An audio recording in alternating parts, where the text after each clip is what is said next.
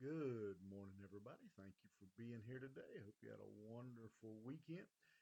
Follow along. We're going to look at the second verse of the second chapter of First Thessalonians today. And I will ask you to please like, share, and or comment on the post.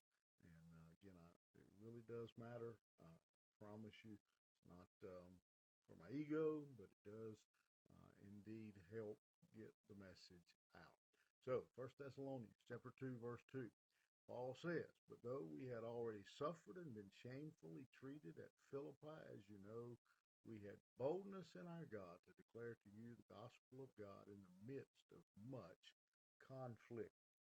Another lesson for us here is that um, we don't cow down, we don't bow down to persecution, opposition. We continue to preach the gospel of Jesus Christ.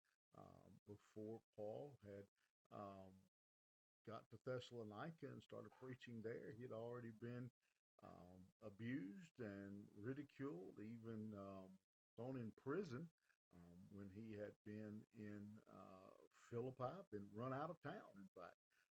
And so Paul knew what it was to be rejected. He says that didn't stop me. I didn't quit. I didn't give up. I came to your city and began to preach the gospel. And when I got there, he says, guess what? I got more persecution. I got the same kind of treatment. You know what? Didn't quit. Kept right on going. I didn't give up. I continued, he says, to have boldness and to declare the gospel of God in the midst of much conflict. So he says, I'm used to persecution. I'm used to rejection. I'm used to abuse. But I am going to continue to preach the gospel.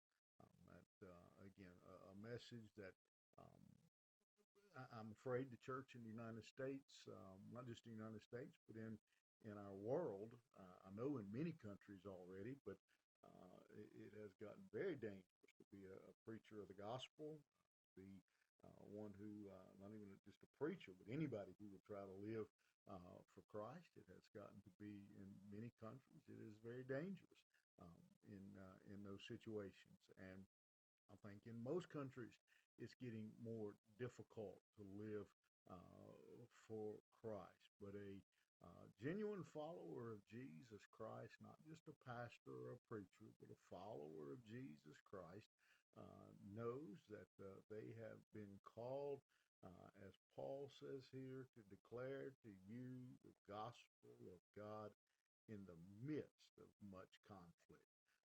That we're not going to back down, not going to be afraid, but even in the face of conflict, we're going to continue to preach the gospel.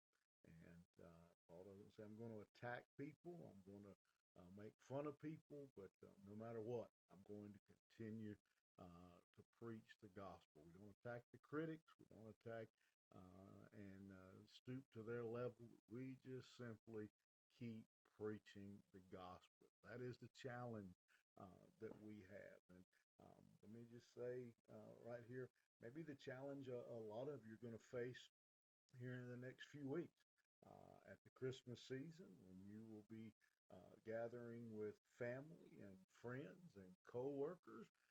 You may be put into situations where your faith is not appreciated. We'll put it that way.